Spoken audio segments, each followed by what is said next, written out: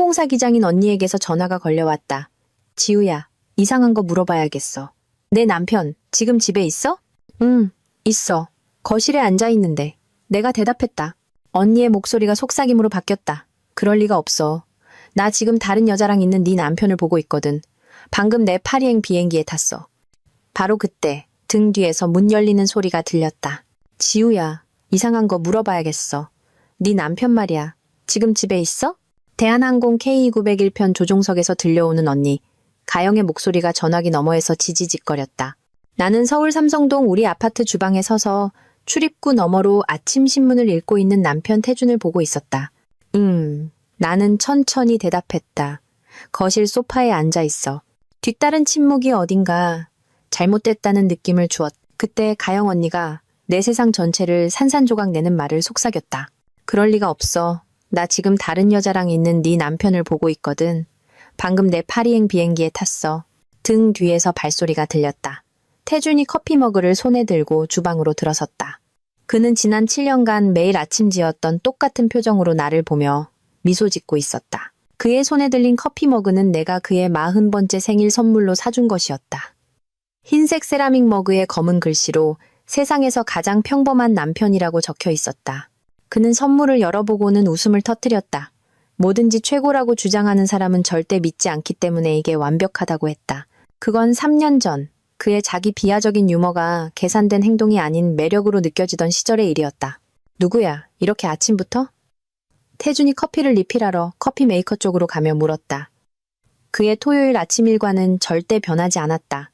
커피, 매일경제신문, 가벼운 아침 식사, 그리고 11시까지 강남의 스포츠클럽에서 스쿼시 게임. 나는 전화기를 더 꽉 쥐었다.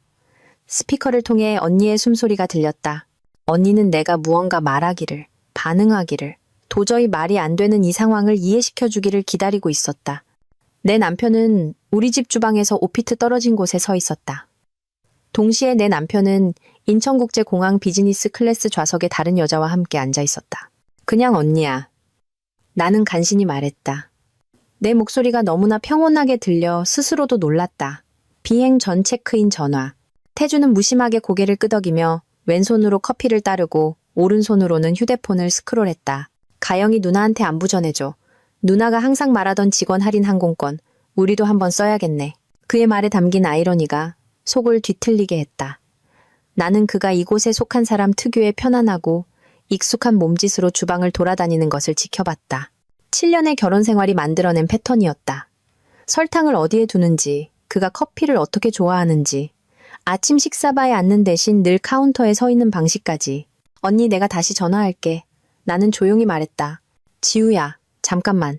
할 말이 있어. 언니의 목소리에는 3년 전 아버지 심장마비 소식을 전할 때와 같은 긴박함이 서려 있었다. 그 전화도 화요일 아침에 왔었다. 나는 바로 이 주방에 서서 아침을 만들고 있었고 그때 내 세상에 축이 기울었다. 다시 전화할게. 나는 반복하고 전화를 끊었다. 태준이 휴대폰에서 시선을 들었다. 무슨 일 있어? 안색이 안 좋아 보이네. 내가? 전자레인지 문에서 내 모습을 비춰보았다. 포니테일로 묶은 똑같은 검은 머리, 아버지가 물려주신 똑같은 갈색 눈, 지난 37년간 매일 아침 나를 마주했던 똑같은 얼굴. 하지만 언니의 말은 무언가 근본적인 것을 바꿔놓았다. 주방이 다르게 느껴졌다. 마치 몇 달 동안 빗둘게 걸려있던 액자를 이제야 알아차린 것처럼. 그냥 피곤해서. 나는 내 커피 머그를 향해 손을 뻗으며 말했다. 내 손은 떨리지 않았다. 법의학 회계사로 20년간 일하면서 보이는 것이 전부가 아니라는 사실을 발견했을 때 평정심을 유지하는 법을 배웠다. 수많은 CEO들이 내 맞은편에 앉아 사라진 수백만 달러에 대해 새빨간 거짓말을 하는 동안 나는 고개를 끄덕이며 메모하고 증거를 수집했다. 들어가서 좀 더 자. 태준이 제안했다. 그의 부드러운 영국식 억양이 익숙한 온기로 단어들을 감쌌다. 8년 전 친구의 저녁 식사 자리에서 그 억양에 반했었다. 그는 럭비와 축구의 차이점을 설명하며 와인잔을 들고 격렬하게 손짓하다가 내 드레스에 와인을 쏟았다. 그의 당혹스러워하는 모습이 사랑스러웠다. 아니, 그랬던가? 그래야겠어. 나는 그의 얼굴을 뜯어보며 말했다. 똑같은 각진 턱, 금빛점들이 밝힌 똑같은 갈색 눈, 어린 시절, 자전거 사고로 생긴 왼쪽 눈썹 위에 작은 흉터까지. 모든 디테일이 있어야 할 그대로였다. 휴대폰이 진동했다. 언니에게서 온 문자였다. 이거 지금 봐. 사진 한 장이 나타났다. 비행기 창문을 통해 비즈니스 클래스 내부가 보였다. 3B 좌석에 파란색 톰포드 정장을 입은 남자가 앉아 있었다.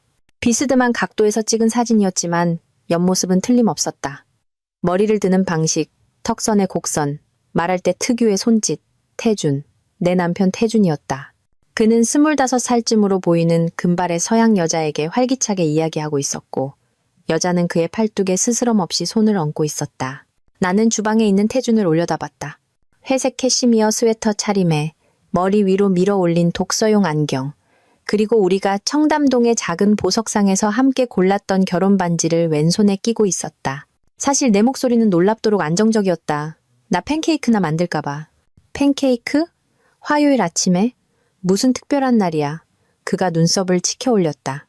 특별한 날이란 내 언니는 비행기에서 내 남편을 보고 있는데 내 남편은 우리 집 주방에 서 있다는 것이었다. 그리고 이 두 현실 중 하나는 거짓이어야만 했다. 하지만 그 말을 할 수는 없었다. 아직은. 무슨 일이 일어나고 있는지 이해하기 전까지는. 아내가 남편한테 팬케이크 만들어주는데 이유가 필요해? 그가 미소 지었다. 한때 내 심장을 뛰게 했던 그 특유의 반쪽 미소였다. 물론이지. 근데 나 11시에 스쿼시 있는 거 알잖아. 시간 충분해. 나는 식료품 저장고에서 재료들을 꺼내며 말했다. 밀가루, 계란, 우유. 이해할 수 있는 단순한 것들. 내 휴대폰 속 남편을 동시에 두 장소에 보여주는 사진과는 달리 그릇에 밀가루를 계량하면서 지난 몇 달간 내가 무시했던 작은 불일치들에 대해 생각했다.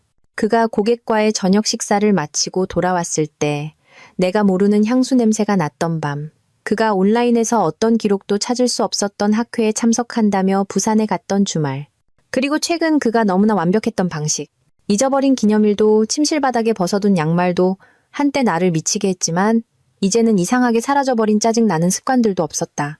사랑해. 태준이 갑자기 다가와 내 이마에 키스하며 말했다. 그의 입술은 따뜻하고 익숙했다. 나도 사랑해. 나는 자동적으로 대답했다. 내 손에 들린 계량컵처럼 텅 빈 단어들이었다. 그는 다시 신문으로 돌아가 아침 일과에 빠져들었다. 나는 그가 정확한 동작으로 신문 페이지를 넘기는 것을 지켜봤다. 모든 몸짓이 내가 기억하는 그대로였다. 하지만 기억이란 내가 배우고 있듯이 조작될 수 있었다. 현실은 편집될 수 있었다. 그리고 우리 집 주방과 인천국제공항 사이 어딘가에서 내 결혼 생활은 두 가지 버전으로 나뉘었다. 그중 하나는 거짓이었다. 나는 휴대폰을 집어들어 언니에게 메시지를 입력했다. 그 비행기 이륙 못하게 해. 하지만 보내기 버튼을 누르는 순간에도 이미 늦었다는 것을 알았다. 엔진은 이미 돌아가고 있었다. 문은 이미 닫혔다. 그리고 내 인생에서 벌어지고 있는 이 게임은 이미 시작되었다. 태준이 스쿼시를 하러 가며 아파트 문을 닫는 소리가 복도를 울렸다. 나는 창가에 서서 그가 건물 밖으로 나가는 것을 지켜봤다. 어깨에 맨 운동 가방, 수년이 지나도 변치 않은 자신감, 넘치는 걸음걸이. 그는 매주 화요일과 토요일처럼 스포츠 클럽을 향해 왼쪽으로 방향을 틀었다. 평범하고 예측 가능했다. 하지만 더 이상 아무것도 평범하게 느껴지지 않았다. 그가 코너를 돌아 사라지자마자 나는 목적을 갖고 그의 서재로 향했다. 우리가 이태원 골동품 시장에서 산 마호가니 책상이 그의 케임브리지와 하버드 경영대학원 졸업장 아래에 놓여 있었다. 언제나처럼 모든 것이 꼼꼼하게 정리되어 있었지만 정리는 종종 가장 정교한 기만을 가리는 법이라는 것을 나는 수년간의 법의학 회계 업무를 통해 배웠다. 노트북을 열고 우리의 공동 계좌에 로그인했다. 포춘 500대 기업의 횡령 자금을 추적할 때와 같은 정확성으로 내 손가락이 키보드 위를 움직였다. 신용카드 명세서가 천천히 로딩되었고 매달의 기록은 가슴을 조여오는 패턴을 드러냈다. 거기 있었다. 3월 15일부터 18일까지 도쿄 만다린 오리엔탈 호텔에서의 결제 내역. 나는 그 주말을 똑똑히 기억했다. 태주는 아버지가 돌아가신 후 어머니의 차고 정리를 돕는다며 분당에 운전해 간다고 했다.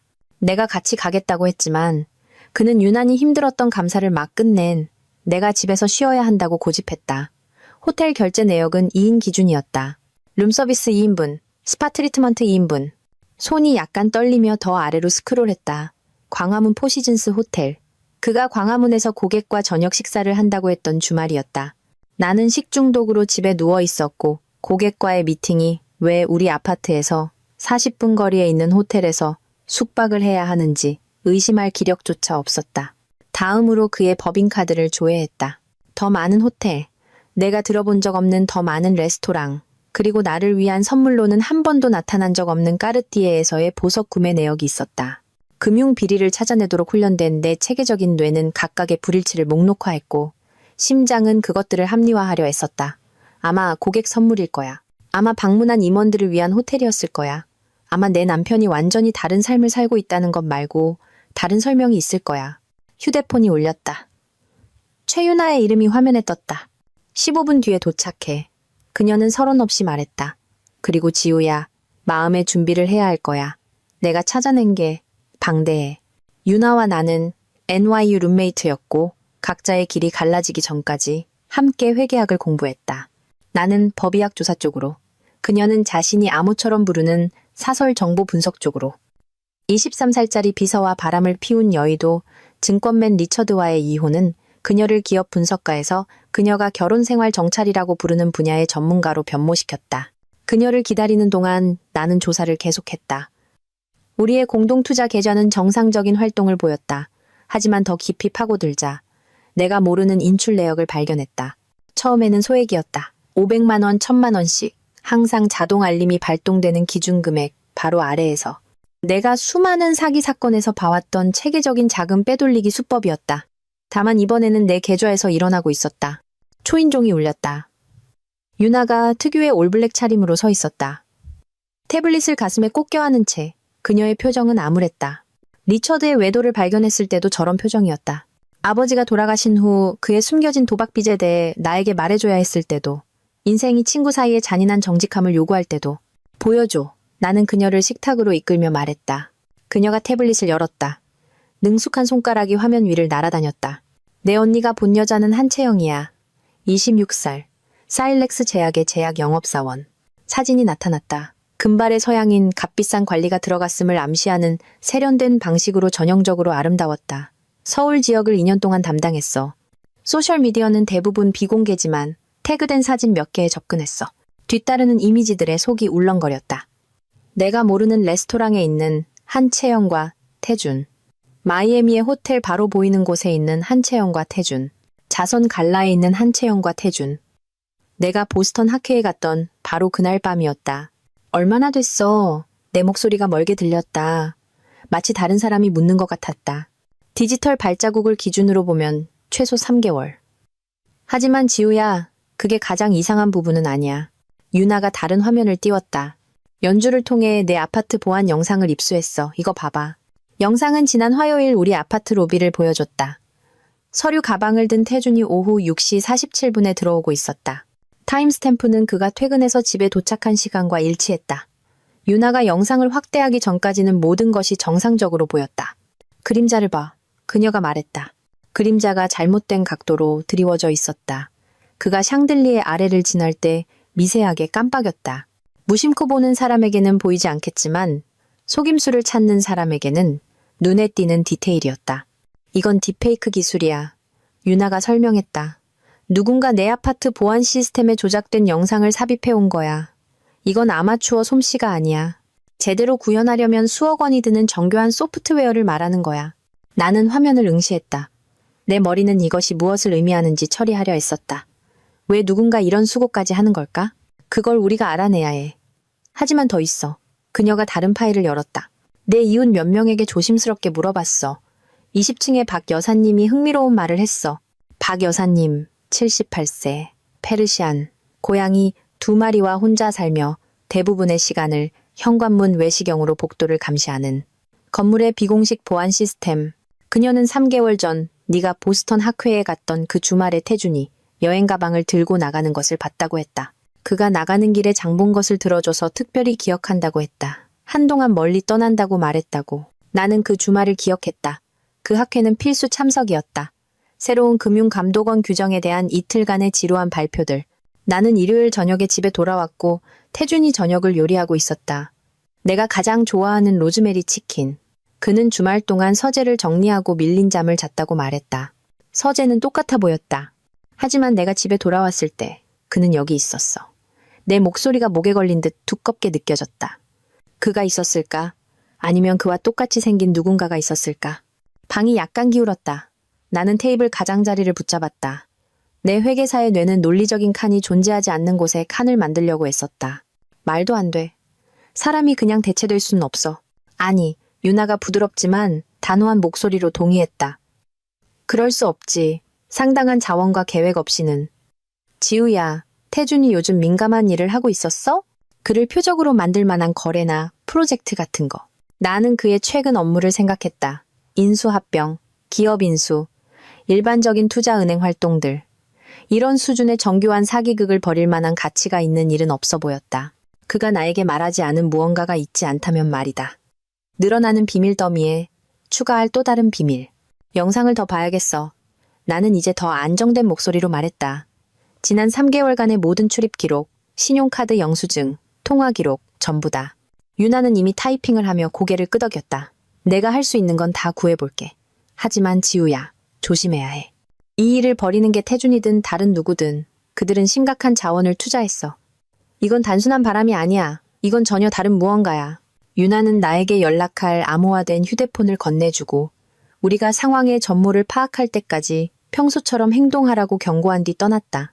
나는 오후 내내 허공에 뜬 듯한 상태로 시간을 보냈다. 청소할 필요 없는 것들을 청소하고 이미 정리된 파일들을 정리했다. 머리가 점점 더 미쳐가는 가능성들을 헤집는 동안 손을 바쁘게 놀리기 위한 어떤 것이든 했다. 5시 30분, 현관에서 태준의 열쇠 소리가 들렸다. 태준이 아닐지도 모르는 남자. 내 집에 살면서 내 침대를 공유하고 내가 오늘까지 한 번도 의심하지 않을 정도로 정밀하게 내 남편 역할을 연기해온 낯선 사람. 나는 평온에 가까운 표정을 짓고 저녁을 준비하기 시작했다. 무슨 맛있는 냄새가 나네. 그가 평소처럼 외쳤다. 그 루틴은 너무나 익숙해서 근육기억처럼 느껴졌다. 나는 새우 스캄피를 만들기로 했다. 할머니의 나폴리 레시피. 마늘과 화이트 와인 소스가 아파트의 풍부한 향기를 채웠다. 이 특별한 요리는 우리 관계에서 의미가 있었다. 진짜 태주는 심각한 갑각류 알레르기가 있었고 이는 수년간 3번의 응급실 방문으로 기록되어 있었다. 그가 7년간 종교적으로 착용했던 의료용 경고 팔찌에는 갑각류가 생명을 위협한다고 구체적으로 명시되어 있었다. 네가 제일 좋아하는 거. 나는 그의 앞에 접시를 놓으며 말했다. 내 목소리는 평범하고 심지어 유쾌하게 들렸다. 사기 조사를 하며 20년간 평정심을 유지한 경험이 공황 상태를 분리하는 법을 가르쳐 주었다. 그는 진심으로 기뻐하는 듯한 표정으로 요리를 바라봤다. 이거 한동안 안 해줬잖아. 그건 사실이었다. 내 남편이 먹으면 죽을 수도 있기 때문에 만들지 않았다. 하지만 이 남자는 망설임 없이 포크를 집어들고 능숙하게 링귀니를 감아 감탄하며 새우 한 마리를 입으로 가져갔다. 아무 반응도, 부어오름도, 에피펜을 찾는 손길도 없었다. 그저 저녁을 즐기는 한 남자만 있었다. 이거 정말 맛있다. 그가 한 입 더 먹으며 말했다. 할머니가 자랑스러워하시겠어. 할머니는 15년 전에 돌아가셨지만 내가 실험실 표본처럼 시험하는 누군가에게 갑각류 요리를 대접하는 것을 보셨다면 경악하셨을 것이다. 나는 그가 먹는 것을 지켜봤다. 그의 연기 속 허점을 찾으며 모든 몸짓, 모든 표정을 기록했다. 그래서 말인데 나는 날씨 얘기를 하는 사람처럼 차분하게 그의 와인잔을 채우며 말했다. 이번 주말에 어머님 뵈러 가는 거 어때? 진짜 태준이라면 즉시 변명을 둘러댔을 것이다. 그의 어머니와의 관계는 복잡했고 최악의 경우엔 해로웠다. 그녀는 나를 결코 인정하지 않았고 그들의 사회계층 밖에서 결혼한 그를 용서하지 않았다. 분당 방문은 신중하게 조절되었고 보통 몇 주간의 협상이 필요했다. 그거 좋네. 그가 한순간도 놓치지 않고 대답했다. 어머니가 우리 보면 아주 기뻐하실 거야. 기뻐한다고. 그의 어머니는 나와 관련된 어떤 것에도 기뻐한 적이 없었다. 나는 과일 바구니 뒤에 놓아둔 휴대폰이 이 대화를 녹음하고 있다는 것을 느꼈다. 나중에 이것은 무슨 증거가 될까? 내 남편이 실제로는 자기 어머니를 좋아하는 사람으로 교체되었다는 증거? 주말 내내 머무는 거야. 나는 더 밀어붙였다. 어머니가 말씀하셨던 정원 가꾸는 것도 도와드리고 완벽하네. 저녁 먹고 전화해서 알려드릴게. 진짜 태주는 어머니를 위해 주말 내내 육체 노동을 하느니 차라리 마취 없이 치과 수술을 받는 쪽을 택했을 것이다. 이 남자는 모든 시험에서 낙제하고 있었지만 역설적으로 내 남편의 더 나은 버전을 완벽하게 연기해내고 있었다. 저녁 식사 후 우리는 평소의 저녁 일과를 위해 소파에 자리 잡았다. 넷플릭스, 각자의 하루에 대한 가벼운 대화, 오래된 부부의 편안한 침묵. 하지만 이 모든 것에서 더 이상 편안함을 느낄 수 없었다. 그가 하는 모든 몸짓, 그가 하는 모든 말이 보이지 않는 줄을 조종하는 고도로 숙련된 인형술사를 보는 것 같았다. 나 피곤해. 나는 밤 10시에 과장되게 기지개를 켜며 알렸다. 오늘 감사 때문에 정말 지쳤어. 너무 무리하지 마. 그가 내 이마에 키스하며 말했다. 입술은 따뜻했고 압력은 익숙했지만 형언할 수 없는 방식으로 어색했다. 침실에서 내가 잠옷으로 갈아입는 동안 그는 양치질을 했다. 욕실에서 들려오는 소리는 완벽했다. 정확히 2분 동안의 전동 칫솔 소리, 가글 소리, 세안, 루틴. 누군가 인류학적 정밀함으로 내 남편의 습관을 연구한 것이 틀림없었다. 그가 내 옆에 누웠을 때 나는 꼼짝 않고 있으려고 애썼다. 그는 등을 돌리고 누웠고 몇 분 안에 숨소리가 고르게 변했다. 진짜 태주는 만성불면증 환자로 보통 자정이 훨씬 넘도록 책을 읽었다. 이 남자는 걱정도 비밀도 훔친 정체성의 무게도 없는 사람처럼 잠이 들었다. 나는 그의 숨을 세며 기다렸다. 그가 깊이 잠들었다고 확신할 때까지. 그러고 나서 폭탄을 해체하는 사람처럼 조심스럽게 침대에서 빠져나왔다. 그의 서류 가방은 평소처럼 화장대 옆에 놓여 있었다. 수년간 사용해 부드러워진 가죽. 사기꾼이 들고 다니는 진짜 태준의 가방. 안에는 평소의 내용물들이 정상적으로 보였다. 노트북, 각종 파일, 명함들.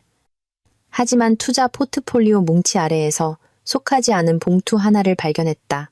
떨리는 손가락으로 내용물을 꺼냈다. 퀸스 주소의 박민수라는 이름으로 발행된 급여 명세서. 배우 조합 카드.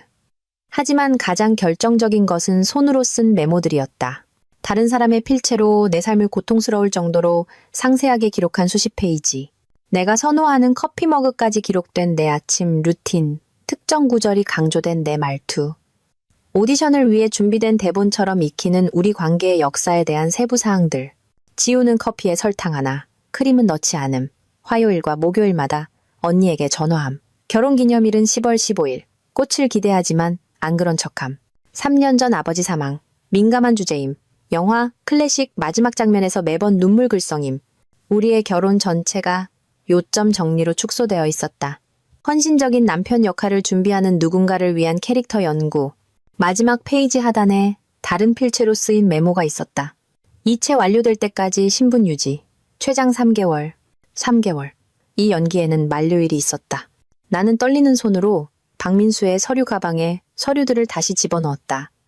내 머리는 이체 완료의 의미를 처리하고 있었다. 무엇의 이체? 우리의 자산. 아파트. 내 인생 전체. 나는 유나가 준 암호화된 휴대폰으로 각 페이지를 촬영한 다음 내 남편의 얼굴을 한 낯선 사람이 평화롭게 잠을 자고 있는 침대로 살금살금 돌아갔다. 다음 날 아침, 일요일. 나는 새로운 명료함으로 박민수가 아침 루틴을 수행하는 것을 지켜봤다.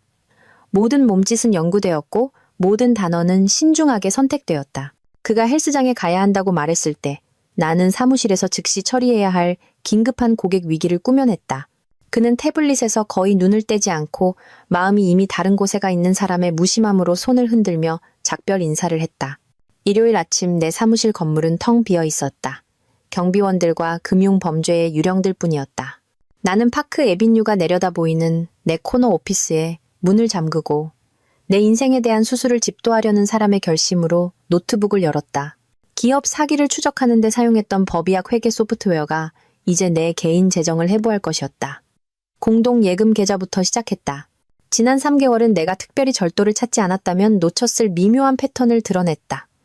연방보고 기준액인 1만 달러 바로 아래인 999달러씩 이체. 내가 모르는 계좌로 이동. 수취은행은 프라이버시 법과 국제조사에 대한 저항으로 악명 높은 케이맨 제도에 있었다. 각 이체는 박민수가 저녁 식사 때 내 맞은편에 앉아 있거나 내 옆 침대에서 자고 있을 때 남편의 인증 정보로 승인되었다.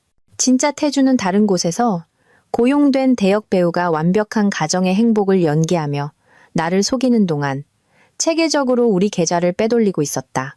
나는 3개의 유령 회사를 통해 돈을 추적했다. 각각 다른 관할 구역에 등록되어 있었고 각각 또 다른 막다른 길로 이어졌다. 케이맨 제도의 럭스코프 인터내셔널, 파나마의 메리디안 홀딩스, 키프로스의 에이펙스 인베스트먼트. 나 같은 사람들로부터 자금을 세탁하고 자산을 숨기기 위해 설계된 기업 구조였다. 추적은 프라이버시 법이 전설적인 스위스 은행에서 끊겼다. 15년간의 저축, 투자, 신중한 재정 계획이 내가 볼 수는 있지만 만질 수 없는 익명 계좌로 사라지고 있었다. 절도 규모의 신물이 날 지경이었다. 우리 투자 포트폴리오에서 4억 원, 우리가 한 번도 사용하지 않은 주택담보대출에서 6억 원, 다양한 퇴직 계좌에서 또 다른 3억 원이 즉각적인 경보를 울리지 않는 대출 형태로 인출되었다. 13억 원이 내가 내 커피 취향을 암기한 낯선 사람 옆에서 자는 동안 체계적으로 빼돌려졌다. 하지만 돈은 시작에 불과했다. 내 전문 고객 데이터베이스에 접속했을 때 나는 더 끔찍한 것을 발견했다. 로그인 기록은 내가 모르는 IP 주소에서의 접속을 보여줬다. 내가 수행했던 3건의 주요 기업 감사에서 민감한 금융 데이터가 다운로드되었다. 그 정보가 잘못된 손에 들어가면 수백억 원 상당의 내부자 거래를 촉진할 수 있었다. 나는 한채영의 프로필을 찾아봤다. 제약 영업사원은 이제 위장 신분처럼 보였다. 그녀의 링크드인에는 법적 회색지대에서 활동하며 정보 출처에 까다롭지 않은 종류의 여러 헤지펀드 매니저와의 인맥이 표시되어 있었다. 소셜미디어 상의 그녀의 여행 이력은 주요 FDA 발표 직전에 발생했던 제약 주식의 의심스러운 거래와 완벽하게 일치했다. 그들은 나에게서만 훔치고 있는 것이 아니었다. 그들은 내 평판, 내 접근 권한, 내 고객 관계를 이용해 연방범죄를 저지르고 있었다. 모든 무단 로그인, 모든 도난당한 파일, 모든 의심스러운 거래는 내 자격 증명으로 거슬러 올라갈 것이었다. 발각되면 나는 돈만 잃는 것이 아니었다. 자격증, 경력, 잠재적으로는 자유까지 잃게 될 것이었다. 나는 유나가 제공할 수 있는 것 이상의 도움이 필요했다. 김수연은 3번째 벨소리에 전화를 받았다. 그녀의 목소리는 잠에서 덜 깬 듯 거칠었다. 그녀가 야심찬 검사였고 내가 사기 사건의 전문가 증인으로 증언할 때부터 우리는 친구였다. 뇌물을 받던 판사 남편과의 이혼은 그녀의 검찰청 경력을 끝냈지만 남편이 범죄자라는 사실을 알게 된 여성들을 시스템이 어떻게 저버리는지에 대한 그녀의 이해를 날카롭게 만들었다. 수연아, 일요일 아침 7시야. 도움이 필요해. 내 사무실에서 만나줄 수 있어? 내 목소리에 무언가가 긴급함을 전달했음이 틀림없다. 20분 뒤에 갈게. 그녀는 말하고 전화를 끊었다. 수연은 눈에 띄는 대로 아무 옷이나 걸쳐 입은 듯한 모습으로 도착했다. 3년간 개인 변호사로 일했음에도 불구하고 그녀의 검사 본능은 여전히 날카로웠다. 나는 그녀에게 모든 것을 보여줬다. 금융이체 내역, 도난당한 고객 데이터, 박민수의 서류 가방 내용물 사진들. 그녀는 한때 피고 측 변호사들을 긴장시켰던 그 집중력으로 증거를 검토했다. 이건 정교해. 그녀가 마침내 말했다. 전문가 수준의 신원 도용의 금융사기, 기업 스파이 행위가 결합됐어. 하지만 네 문제는 이거야. 모든 것이 기술적으로는 승인된 거야. 네 남편의 자격 증명이 사용됐어. 그의 생체 정보, 그의 비밀번호, 그가 이 거래들에 실제로 참여하지 않았다는 걸 증명하지 못하면 이건 그는 그랬다, 그녀는 그랬다 식의 상황이 될 거야. 하지만 박민수가 그를 사칭했다는 증거가 있잖아. 정당한 이유로 고용되었다고 주장할 수 있는 배우지. 어쩌면 태준이 널 놀라게 해주고 싶었을지도. 아니면 무언가를 위한 리서치였을 수도 있고. 태준이 여기 와서 그 이야기를 반박하지 않는 한, 그리고 그가 숨어있는 곳에서 모든 것을 부인할 준비가 되어 있을 테니 당국은 빨리 움직이지 않을 거야. 그들이 조사할 때쯤이면 돈은 사라지고 증거도 사라지겠지. 휴대폰이 진동했다. 내 일반 휴대폰이 아니라 유나가 준 암호화된 폰이었다. 책상 서랍에 숨겨두었던 것이다. 알림은 내가 모르는 앱에 온새 메시지를 표시했다. 수현이 내가 그것을 열 때 몸을 기울였다. 알 수 없는 번호로부터 온단 하나의 문자. 강태준의 예전 휴대폰을 확인해. 나는 수연을 바라봤다. 이걸 아는 사람이 또 누가 있지? 네가 무언가 찾기를 바라는 사람이겠지. 그녀가 말했다. 마치 빵 부스러기를 따라가는 느낌이야. 우리는 함께 내 아파트로 돌아갔다. 박민수는 여전히 헬스장에 있었다. 그의 일요일 루틴은 시계처럼 예측 가능했다. 나는 태준의 서재로 직행했다. 그가 재활용하겠다고 말했지만 실제로는 버리지 않은 낡은 전자제품들을 보관하는 책상 서랍으로 그의 이전 아이폰이 거기에 있었다. 6개월 전 택시에서 내리다 떨어뜨려 액정이 깨진 상태였다. 나는 아무것도 기대하지 않고 전원 버튼을 눌렀다. 화면이 깜빡이며 살아났다. 배터리는 5%였지만 살아있었다. 그 휴대폰은 고장난 것으로 알려진 몇 달 동안 계속 메시지를 받고 있었다. 나는 떨리는 손가락으로 메시지를 열었다. 8개월 전으로 거슬러 올라가는 한채영과의 대화가 있었다. 계획, 사진, 그리고 내 피를 차갑게 만드는 세부 사항들. 아내는 아무것도 의심 안 해. 박민수는 완벽해. 3개월 전 태준이 썼다. 그녀가 알아차릴 때쯤이면 우린 건드릴 수 없는 존재가 될 거야. 가장 최근 메시지는 어제 온 것이었다. 내일 파리에서 우리 단골 장소에서 마지막 정리하고 영원히 사라지는 거야. 수연이 휴대폰 화면을 응시했다. 그녀의 검사 시절의 두뇌는 이미 사건을 구성하고 있었다. 내일은 월요일이야. 모든 것을 마무리할 계획이라면 우린 오늘 밤에 움직여야 해. 내 안에서 무언가 변하는 것을 느꼈다. 두려움과 혼란이 차가운 결의로 굳어졌다. 수백만 달러 사기 계획을 파헤치는 데 도움을 주었던 그 집중력이 이제 내 인생의 남은 부분을 지킬 것이었다. 나는 수연에게 휴대폰을 건네고 새로운 목적의식으로 노트북으로 향했다. 뭐 하는 거야? 수연이 물었다. 덫을 놓는 거야. 태준이 내 돈을 훔쳤을지는 몰라도 그걸 추적하는 방법을 아는 건 나라는 걸 잊었어. 내 손가락이 키보드 위를 날아다니며 그 단순함이 아름다운 무언가를 만들어냈다. 우리의 공유 클라우드 저장소에 나타날 일상적인 투자 문서로 위장한 금융 바이러스. 코드는 우아했고 누군가 해외 IP 주소에서 우리 공동 계좌에 접속하는 순간 활성화되도록 설계되었다. 발동되면 모든 거래를 동결하고 모든 관련 계좌를 잠그며 동시에 연방 수사관들에게 의심스러운 활동을 경고할 것이었다. 그거 합법이야? 수연이 내 어깨너머로 지켜봤다. 내 계좌잖아. 절도로부터 내 자산을 보호하는 거야. 완전히 합법이지. 나는 바이러스를 3분기 투자 검토와 2024년 세금 서류라는 이름의 파일에 심었다. 태준의 오만함이 그의 몰락을 가져올 것이었다. 그는 등을 돌리고 누웠고 몇 분 안에 숨소리가 고르게 변했다. 진짜 태준은 만성불면증 환자로 보통 자정이 훨씬 넘도록 책을 읽었다. 이 남자는 걱정도 비밀도 훔친 정체성의 무게도 없는 사람처럼 잠이 들었다. 나는 그의 숨을 세며 기다렸다. 그가 깊이 잠들었다고 확신할 때까지. 그러고 나서 폭탄을 해체하는 사람처럼 조심스럽게 침대에서 빠져나왔다. 그의 서류 가방은 평소처럼 화장대 옆에 놓여 있었다. 수년간 사용해 부드러워진 가죽, 사기꾼이 들고 다니는 진짜 태준의 가방. 안에는 평소의 내용물들이 정상적으로 보였다. 노트북, 각종 파일, 명함들. 하지만 투자 포트폴리오 뭉치 아래에서 속하지 않은 봉투 하나를 발견했다. 떨리는 손가락으로 내용물을 꺼냈다. 퀸스 주소의 박민수라는 이름으로 발행된 급여 명세서, 배우 조합 카드. 하지만 가장 결정적인 것은 손으로 쓴 메모들이었다. 다른 사람의 필체로 내 삶을 고통스러울 정도로 상세하게 기록한 수십 페이지.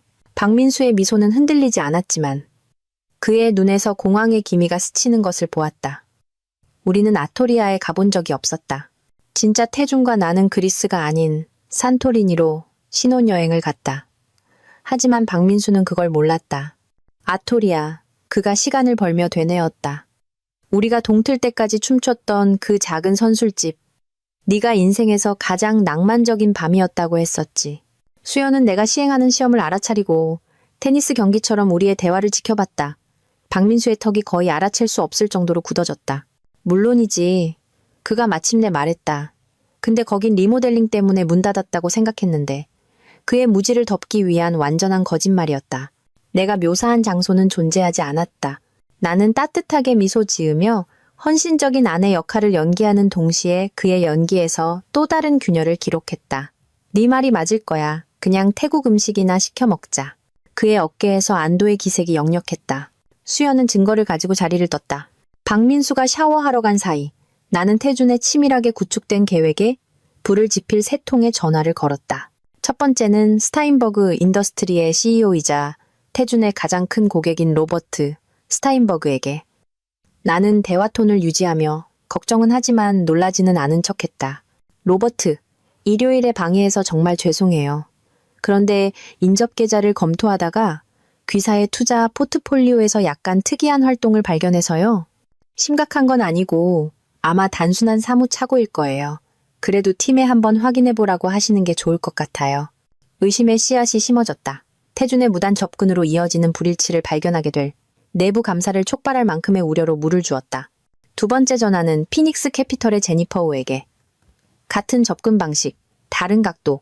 그들의 평소 패턴과 맞지 않는 의문의 이체. 정말 이상하네요. 아마 아무것도 아니겠지만 확인해볼 가치는 있을 거예요. 세 번째는 메리디안 파이낸셜의 데이비드 마르티네즈에게. 월요일 아셔침이 되면 세 개의 주요 회사는 모두 강태준과 관련된 자격 증명으로 거슬러 올라가는 보안 침해를 발견하게 될 것이었다. 세 번째 통화를 끝냈을 때 전화가 울렸다. 발신자 정보는 뉴저지에 있는 어머니의 요양시설을 가리켰다. 가슴이 철렁했다. 일요일 오후의 전화는 보통 응급 상황을 의미했다. 진 여사님, 시설 원장인 낸시의 목소리였다. 어머님은 괜찮으세요? 그런데 꽤 흥분하셨어요. 남편분이 어머님을 방문한 것에 대해 누가 거짓말을 하고 있다고 주장하세요. 지금 바로 갈게요. 뉴저지까지는 90분이 걸렸다. 박민수는 내가 어머니 약 문제로 위기를 처리하고 있다고 믿었다. 시설은 막 금빛으로 물들기 시작한 나무들 사이에 자리 잡고 있었다. 인생의 마지막 장을 보내는 이들을 위한 평화로운 공간이었다. 어머니의 방은 정원이 내려다 보였고 모든 표면은 사진으로 덮여 있었다. 그녀의 기억들이 만질 수 있는 형태로. 지우야. 내가 들어서는 순간 그녀가 내 손을 잡았다. 82세라고는 믿기지 않을 만큼 강한 악력이었다. 저 여자가 거짓말하고 있어. 내가 지난달에 태준이 왔었다고 했는데 기록이 없다는 거야. 낸시가 구석에 서서 미안한 표정을 짓고 있었다. 방문자 기록에는 없지만 진 여사님은 완강하세요. 어머니의 치매는 대부분의 상황에서 그녀를 신뢰할 수 없는 증인으로 만들었지만 특히 최근 사건에 대해서는 놀라울 정도로 명료한 순간들이 있었다. 그 방문에 대해 말해줘, 엄마. 목요일에 왔었어. 푸딩 나오는 날이라 기억해. 내 아버지 생명보험에 대해 물어보더구나. 네가 아는 것 말고 다른 보험 증권이 있는지 알고 싶어 했어. 그래서 내가 노스웨스턴 뮤추얼 보험에 대해 말해줬지. 네 아버지가 너한테 말 안 한 거. 태준이는 네가 보호받는지 확인하고 싶다고 하더구나. 피가 얼어붙는 것 같았다. 다른 보험이 있었다. 아버지가 돌아가신 후에야 내가 발견한 것. 어머니의 요양비용으로 들어간 50만 달러. 그것에 대해 아는 사람은 거의 없었다. 다른 것도 물어봤어? 금고. 어느 은행에 있는지, 안에 뭐가 들었는지 알고 싶어 했어. 그래서 네 아버지가 언젠가 가치가 있을 거라고 생각했던 동전 수집품에 대해 말해줬지. 나는 어머니 이마에 키스하고 곧 다시 오겠다고 약속한 뒤 낸시와 함께 복도로 나왔다. 지난달 보안 영상을 확인해주세요. 매주 목요일이요. 낸시가 태블릿으로 파일을 열었다. 우리는 몇 주간의 영상을 훑었다. 입주민들이 오가고 가족들이 방문하고 직원들이 교대하는 모습. 그때 그가 나타났다. 8월 15일 오후 2시 47분. 정문을 통해 걸어들어와 방문자 기록부에 서명하고 어머니와 43분을 보내는 태준. 하지만 낸시가 보여준 물리적인 서명 기록부, 사진 찍어 보관된 것에는 태준의 이름이 없었다. 그 줄이 통째로 건너뛴 것처럼 페이지에 공백이 있었다. 분명히 서명했어요. 낸시가 어리둥절해하며 말했다. 제가 서명하는 걸 봤어요. 누군가 보관된 이미지를 디지털로 조작해 그의 서명을 외과 수술처럼 정밀하게 제거했지만 보안 영상을 확인할 생각은 못했던 것이다. 태준은 몇 달 동안 이 일을 계획해왔다. 모든 자산, 모든 보험, 모든 가능한 자금원에 대한 정보를 수집했다. 그는 심지어 내 어머니를 표적으로 삼아 그녀의 혼란스러운 기억 속에서 재정적 세부 사항을 캐냈던 것이다. 나는 뉴저지에서 돌아오는 길에 내 휴대폰에 저장된 요양원의 보안 영상을 가지고 있었다. 태준의 기만에 대한 증거 더미에 또 하나의 조각이 추가되었다. 일요일 저녁 교통체증은 느리게 움직이며 어머니를 방문해 수십 년을 오가는 정신을 가진 여성에게서 금융 정보를 빼낸 그 계산된 잔인함을 처리할 시간을 주었다. 휴대폰이 가영 언니의 메시지로 진동했다. 언니의 비행기는 3시간 전샤를 드골 공항에 착륙했다. 첨부된 사진들은 내가 운전대를 쥔 손에 힘이 들어가게 만들었다. 공항 환전소에 있는 태준과 메디슨. 그의 손이 그녀의 허리 아래쪽에 스스럼 없이 놓여 있었다. 다른 사진은 그들이 택시에 타는 모습을 보여줬다. 메디슨의 머리가 그의 어깨에 기대어 있었다. 둘 다 그의 휴대폰에 있는 무언가를 보며 웃고 있었다. 타임스탬프는 파리 시간 오후 4시 47분을 가리켰다. 다음 사진은 순간적으로 내 숨을 먹게 했다. 그들은 샹젤리제 거리의 랭커스터 호텔 리셉션 데스크에 서 있었다. 객실이 하룻밤에 800유로부터 시작하는 곳. 메디슨은 내가 아는 다이아몬드 팔찌를 차고 있었다. 6개월 전 태준이 어머니의 70세 생신 선물로 샀다고 했던 바로 그 팔찌. 그들 사이의 몸짓 언어는 몇 달이 아닌 몇 년에 걸쳐 형성되는 종류의 익숙한 편안함을 말해주고 있었다. 그녀가 그의 옷깃을 바로잡아주는 방식, 그가 소유권을 가진 자신감으로 그녀를 로비를 안내하는 방식. 이것은 최근의 불륜이 아니었다. 이것은 어쩌면 우리의 결혼 생활 전체보다 먼저 시작되었을지도 모르는 관계였다. 나는 밤 8시 30분에 우리 건물 주차장으로 들어섰다. 박민수가 엘리베이터 근처에서 초조하게 서성거리며 귀에 휴대폰을 대고 있었다. 나를 보자 그의 얼굴은 걱정스러운 표정으로 바뀌었지만 그 밑에 깔린 불안감을 감추기에는 역부족이었다. 여기 있었네. 그가 급히 통화를 끊으며 말했다. 걱정하고 있었어. 어머님은 어떠셔? 괜찮아. 그냥 옛날 금융 서류 때문에 좀 헷갈려 하시는 것뿐이야. 나는 그가 이 말을 처리하는 것을 지켜봤다. 내가 자세히 설명하지 않자 그의 어깨에서 긴장이 약간 풀리는 것을 보았다. 아파트로 돌아와. 나는 모든 것을 폭로하거나 정의를 실현할 기회를 파괴할 결정을 내렸다. 식탁에서 박민수와 마주 앉아 나는 일부러 태연하게 휴대폰을 꺼냈다. 생각해봤는데 나는 달력을 넘기며 말했다. 다음 달이 우리 결혼기념일이잖아. 우리가 만났던 그 저녁 파티 이후로 8년 됐네. 박민수는 고개를 끄덕였다. 태준과 내가 결혼한 지 8년이 아닌 7년이라는 사실에도 불구하고 그의 배우 훈련은 그의 표정을 중립적으로 유지시켰다. 또 하나의 시험 실패. 특별한 걸 하고 싶어. 화요일 아침 주식시장 열리기 전에 깜짝 파티를 하는 거야. 회사 동료들, 제일 큰 고객들 다 초대해서 아파트도 보여주고 샴페인이랑 네가 좋아하는 그 프랑스 빵집 페이스트리도 내놓고 그의 눈이 혼란으로 흔들렸다.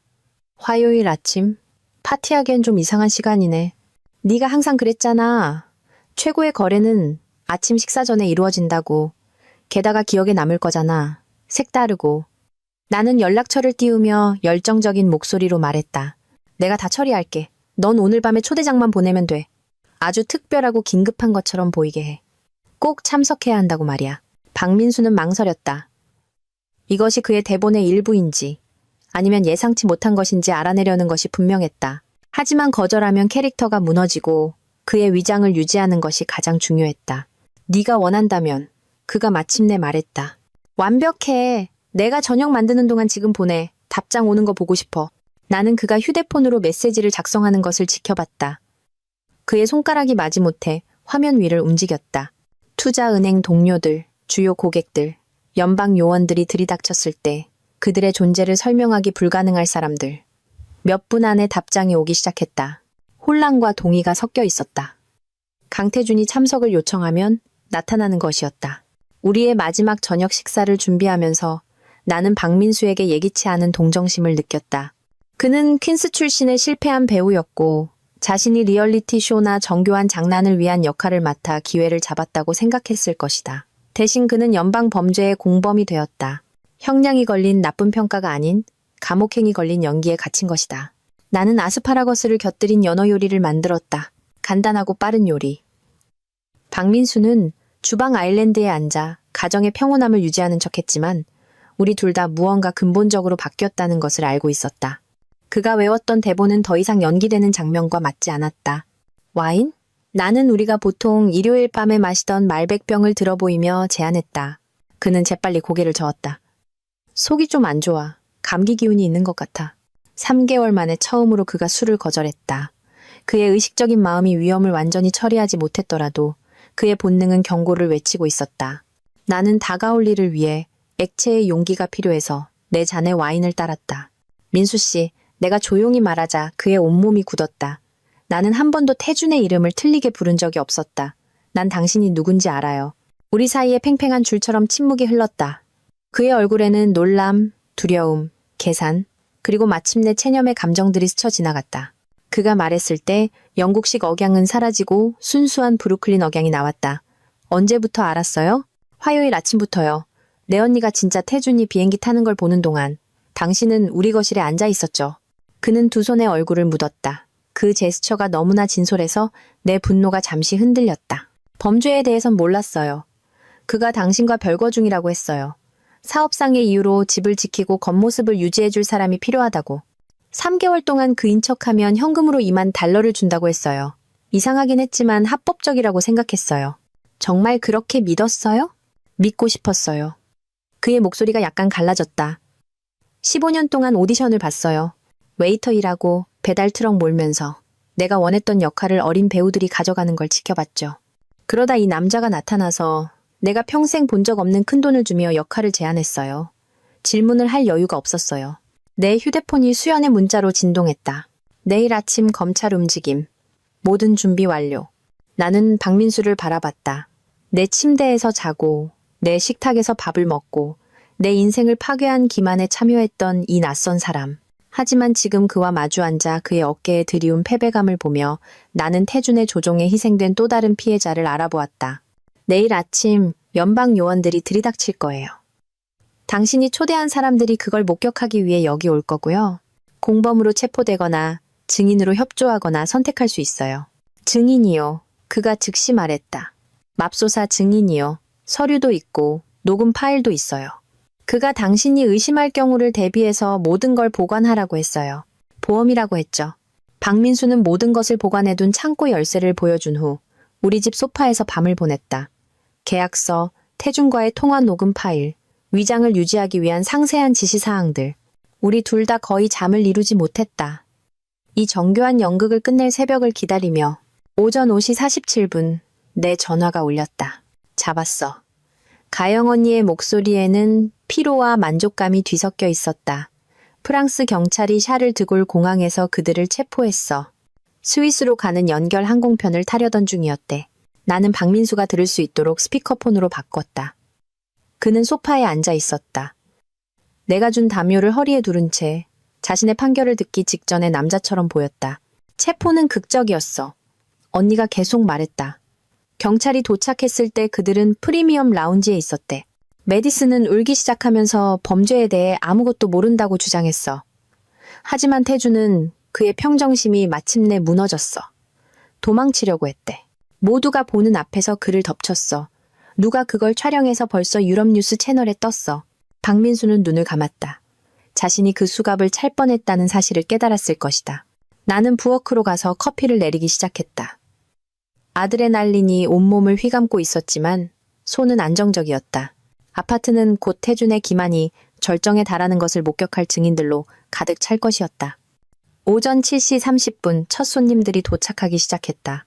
스타인버그 인더스트리의 로버트 스타인버그는 혼란스러우면서도 호기심 어린 표정이었다. 피닉스 캐피털의 제니퍼 우는 이례적인 시간에도 불구하고 흠잡을 데 없이 차려입고 있었다. 데이비드 마르티네즈, 태준의 회사에서 온 몇몇 주니어, 파트너들, 수십억 달러의 관리 자산을 대표하는 고객들.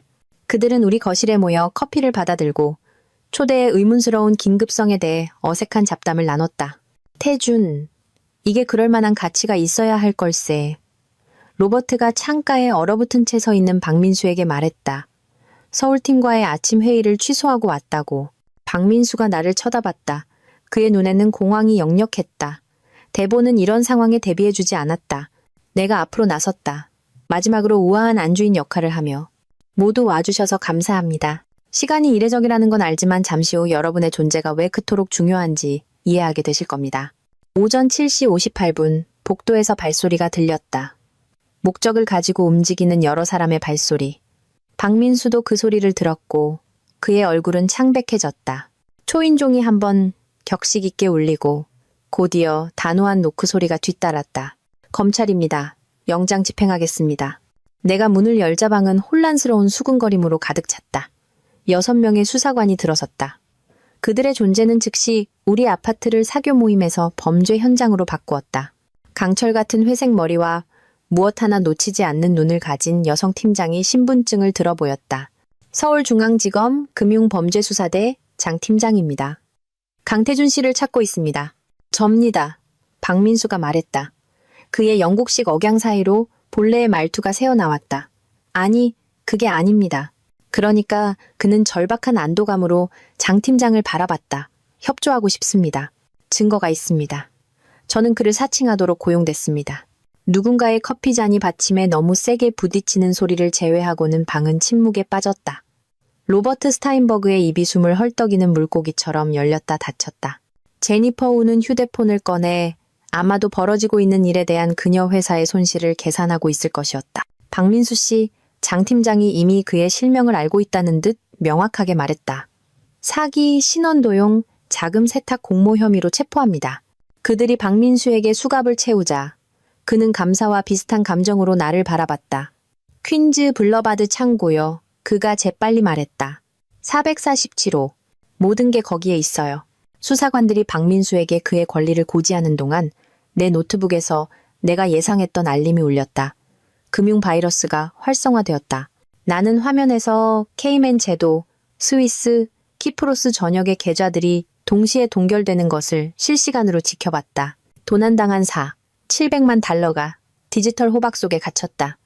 거래 기록은 검찰, 국세청, 금융감독원에 자동으로 전송되었다. 태준이 피했다고 생각했던 모든 기관이 이제 그의 범죄에 대한 완전한 기록을 갖게 된 것이다. 서지우 씨. 장 팀장이 그녀의 팀이 박민수를 확보하는 동안 내게 다가왔다. 정식 진술을 위해 저희와 함께 가주셔야겠습니다. 물론입니다. 하지만 먼저 이분들은 왜 여기 왔는지 알 권리가 있습니다. 나는 휴대폰을 집어들어 화요일 아침 가영 언니의 통화 녹음을 찾았다. 언니의 목소리가 맑고 전문적인 톤으로 방을 채웠다. 지우야, 이상한 거 물어봐야겠어. 네 남편, 지금 집에 있어? 녹음은 발견의 첫 순간들을 통해 재생되었다. 모여있던 임원들은 점점 더 이해가 깊어지는 표정으로 들었다. 그들은 기념일 파티를 위해 온 것이 아니었다. 그들은 자신들의 회사를 파괴할 수도 있었던 거대한 사기극의 전말을 목격하고 있었다. 여러분, 장 팀장이 그녀의 팀이 일하는 동안 방 안의 사람들에게 말했다. 강태준은 아내의 법의학 회계 업무를 통해 얻은 정보를 이용해 기업 비밀을 훔치고 내부자 거래를 조장해 왔습니다. 지난 3개월 동안 여러분이 만나온 남자는 박민수 씨였고 진짜 강태준이 훔친 자산을 가지고 도주를 시도하는 동안 환상을 유지하기 위해 고용되었습니다. 데이비드 마르티네즈는 자신의 회사가 입을 손실을 계산하며 우리 소파에 주저앉았다. 제니퍼 오는 이미 법무팀과 통화 중이었다. 하지만 로버트 스타인버그는 내게 다가왔다. 그의 표정은 충격에서 감탄과 비슷한 것으로 바뀌었다. 당신이 알아냈군. 당신이 이 모든 걸 계획한 거야. 나는 지친 듯 고개를 끄덕였다. 그는 내가 눈치채지 못하거나 눈치채더라도 증명하지 못할 거라고 믿었죠. 일요일에 제가 언급했던 감사 이상 징후는 사실이었어요. 여러분의 시스템은 침해당했지만 이제 검찰은 무엇이 어떻게 도난당했는지 정확히 추적하는 데 필요한 모든 것을 갖게 됐습니다. 장 팀장의 휴대폰이 울렸다. 그녀는 전화를 받고 듣더니 나를 바라봤다. 프랑스 당국이 강태준과 한채영의 신병을 확보했다고 확인했습니다. 여기서 재판을 받기 위해 인도될 겁니다. 우리의 집이자 안식처였던 아파트는 이제 범죄 현장이었다. 수사관들은 모든 것을 사진 찍고 증거를 수집하고 우리의 삶을 연방사건의 증거물로 취급했다. 모였던 증인들은 점차 떠났고 각자 어색한 위로나 혼란스러운 감사를 표하며 멈춰섰다. 마지막 수사관이 떠날 준비를 할 때 장 팀장이 내게 명함을 건넸다. 증언해 주셔야 합니다. 당신의 법의학적 분석, 돈을 추적하기 위해 만든 바이러스. 그것이 우리 사건의 기초입니다. 그렇게 할게요. 나는 진심으로 말했다. 아파트는 조용해졌다. 나는 부엌에 서 있었다. 박민수의 마지막 연기의 잔해들에 둘러싸인 채. 카운터에 놓인 그의 커피잔, 그가 사용했던 소파 위의 담요, 대사를 기억하기 위해 아파트 곳곳에 숨겨두었던 메모들. 마침내 끝난 연극의 소품들이었다. 휴대폰이 뉴스 알림으로 진동했다. 샤를 드골 공항에서 찍은 영상. 흔들렸지만 선명했다. 수갑을 찬 태준, 그의 완벽한 평정심은 산산조각 났고 여행객들이 멈춰서서 쳐다보는 가운데 공항을 통과해 끌려가고 있었다. 그의 옆에는 메디슨이 있었다. 디자이너 메이크업은 눈물로 얼룩졌고 그녀의 파리의 꿈은 프랑스 경찰의 구금으로 끝나고 있었다. 나는 노트북을 닫기 전 그 영상을 한 번 더 보았다. 어쩌다 금융 뉴스 채널에서 가장 많이 본 영상이 된 거친 공항 영상 속에서 태준의 체포가 재생되고 있었다. 화면 구석의 타임스탬프는 6개월 전을 가리켰지만 내 세상이 둘로 갈라졌던 그 화요일 아침 이후로 평생이 지난 것 같았다. 아파트는 이제 텅 비어 있었다. 가구는 팔거나 기부했고 벽에는 한때 예술작품이 걸려있던 자리에 희미한 사각형 자국만 남았다. 어제 이삿짐 센터에서 마지막 상자들을 가져갔고 파트너십보다는 연기에 가까웠던 결혼 생활의 메아리만 남았다. 나는 맨해튼이 내려다 보이는 창가에 서 있었다. 손에 든 열쇠가 무거웠다. 20분 뒤에 소유권을 넘겨받을 건물 관리인을 기다리고 있었다. 이혼 소송은 연방검찰이 사건을 제시하자 이례적인 속도로 진행되었다. 태준의 변호사는 프랑스 구치소에서 송환과 싸우면서 사기, 신원도용, 공모의 증거에 맞설 힘이 거의 없었다. 약탈적 행위를 알아볼 만큼 충분한 금융 범죄를 본 여성 판사는 결혼 자산을 청산하는 동안 자신을 대신할 배우를 고용한 남편에게 특히 동정심이 없었다. 합의 결과 나는 예상보다 많은 것을 얻게 되었다. 아파트 매각 대금, 동결된 계좌에서 회수된 자금, 그리고 공개 재판을 피하기 위해 태준의 보험회사가 지급한 손해배상금, 돈으로 낯선 사람 옆에서 3개월을 잔 시간이나 그런 기만을 저지를 수 있는 남자와 7년을 보낸 시간을 되살 수는 없었지만 재건할 자유를 살 수는 있었다. 휴대폰이 고객 약속 알림으로 울렸다. 내 트라우마가 내 전문 분야가 되었다는 아이러니를 놓치지 않았다. 내가 플랫사이언 지구에 임대한 사무실 공간에는 단순한 노수의 명판이 붙어 있었다. 진 법의학 컨설팅, 결혼자산 보호 및 신원 확인 전문. 입소문으로 시작된 의뢰는 자신의 현실이 편집되었을지도 모른다고 의심하는 여성들의 대기자 명단으로 늘어났다. 바로 지난주에는 어퍼 이스트 사이드의 외과 의사가 15년 된 남편이 딥페이크 기술을 이용해 학회에 참석하는 척하면서 실제로는 마이애미에서 별도의 병원을 운영하고 있다는 사실을 발견하도록 도왔다. 그 전주에는 브로드웨이 프로듀서가 배우자가 여러 도시에서 알리바이를 유지하기 위해 3명의 다른 닮은 사람을 고용했다는 것을 알게 되었다. 각 사건은 내 자신의 목숨을 구했던 바로 그 도구들로 기만의 층을 파헤치는 것 같았다. 건물 관리인이 도착해 전문적인 무심함으로 열쇠를 받았다. 마지막으로 엘리베이터를 타고 내려오는데 가영 언니의 문자로 휴대폰이 진동했다. 지오바니에서 7시. 내가 살게. 지오바니는 40년 동안 변하지 않았다. 여전히 우리 할머니가 나폴리 밖에서 유일하게 인정할 만한 이탈리아 음식이라고 선언했던 똑같은 레드소스 레시피를 내놓았다. 비닐 부스는 덕테이프로 덧대어져 있었고 체크문의 식탁보는 수십 년의 와인 얼룩을 지니고 있었으며 주인 아들은 3대째 이탈리아계 미국인임에도 불구하고 여전히 브루스케타를 제대로 발음하지 못했다. 가영 언니는 우리 단골 코너 부스에서 기다리고 있었다. 키안티 한 병이 이미 열려 있었다. 그녀는 나를 보자 일어서서 필요 이상으로 오래 나를 안아주었다. 우리는 이 시련을 통해 더 가까워졌다. 공유된 트라우마는 자매애를 넘어선 유대를 만들어냈다. 네가 해냈어. 그녀가 제2차 세계대전에서도 살아남았을 것 같은 잔에 와인을 따르며 말했다. 아파트 정말 정리됐어. 20분 전에 열쇠 넘겨줬어. 나는 한 모금 마셨다. 값싼 와인이 어린 시절 일요일 저녁 식사 맛이 났다. 기분이 이상해. 7년이 한순간에 지워진 것 같아. 지워진 게 아니라 변화된 거지. 언니가 잔을 들었다. 남편이 2군데에 동시에 있다는 걸 알아내고 국제 사기단을 무너뜨린 여자를 위하여, 내 목숨을 구해준 전하를 건파일럿을 위하여 내가 맞받아쳤다. 우리는 마셨다. 그 의식이 와인보다 더 중요했다. 언니는 그 아침에 대한 죄책감을 몇 달 동안 가지고 있었다. 전화 한 통으로 내 결혼 생활을 파괴했다고 확신했다. 나는 그녀가 파괴를 드러낸 것이지 원인이 아니라고 설명하려 했었다. 하지만 생존자의 죄책감은 논리에 잘 반응하지 않는다. 너한테 줄 거 있어. 그녀가 지갑에서 봉투를 꺼내며 말했다. 어제 우리 집에 도착했어. 내 앞으로 온 거야. 반송 주소는 오하이오주 데이턴을 가리켰다. 박민수의 필체, 신중하고 정확했다. 나는 봉투를 천천히 열었다. 3개월 동안 내 삶을 살았던 남자에게서 소식을 듣고 싶은지 확신이 서지 않았다. 지우 씨에게 편지는 시작되었다. 법적 절차가 끝난 지금 연락하고 싶었습니다. 먼저 추가적인 고소를 하지 않아 주셔서 감사합니다. FBI는 당신의 증언 없이도 저에게 징역형 대신 보호 관찰과 사회봉사를 줄 만큼 충분한 증거를 가지고 있었습니다. 저는 이곳 커뮤니티 칼리지에서 연기 수업을 가르치고 있습니다. 마침내 제 기술을 정직한 일에 사용하고 있죠.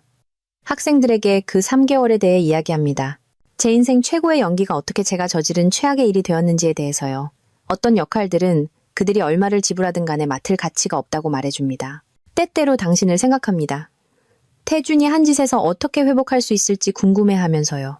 그러다 당신의 새 회사에 대해, 당신이 돕고 있는 여성들에 대해 읽게 됩니다. 그리고 당신이 독을 약으로 바꿨다는 것을 이해합니다. 그것은 제가 존재한다고 몰랐던 종류의 힘입니다. 창고에는 제가 FBI에 넘기지 않은 물건이 하나 있었습니다. 태준의 지시서에 있던 당신의 결혼식 사진입니다. 당신은 진정으로 행복해 보였습니다. 제가 그것을 당신에게서 앗아가는데 일조한 것을 사과드립니다. 언젠가 훔쳐간 것을 대체할 진정한 무언가를 찾으시길 바랍니다. 진심 어린 후회와 진정한 존경을 담아 박민수 올림. 편지 안에는 사진이 접혀 있었다. 태준과 내가 웨딩 케이크를 자르는 모습. 우리 둘 다 카메라 밖에 무언가를 보고 웃고 있었다. 나는 젊은 시절의 나를 뜯어보았다. 그렇게 진정한 기쁨을 유발할 만큼 재미있었던 것이 무엇이었는지 기억해내려 했었다. 기억은 떠오르지 않았다. 정말 미안해하는 것 같네. 언니가 내 어깨 너머로 읽으며 말했다. 그도 어떤 면에서는 희생자였어. 태주는 이제 연방관리하에 동결된 돈을 줬다가 여러 사람의 인생을 파괴했지. 나는 사진을 다시 봉투에 넣었다.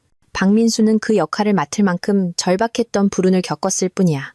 우리는 평소처럼 주문했다. 나는 파스타 아라비아타, 언니는 링귀니 봉골레, 그리고 심장 전문의를 걱정시킬 만큼의 마늘빵. 익숙한 맛은 집처럼 완전히 재창조된 삶 속의 연속성처럼 느껴졌다. 다음은 뭐야? 언니가 능숙하게 파스타를 돌리며 물었다. 내일은 레베카 해리슨. 기술 스타트업 CEO. 남편이 AI를 이용해 출장을 위장하는 것 같대. 그리고 목요일엔 휘트먼 사건. 아니, 일 말고 너 말이야, 너. 나는 그 질문을 생각해 보았다. 또 다른 저녁 식사 손님처럼 우리 사이에 놓아두었다.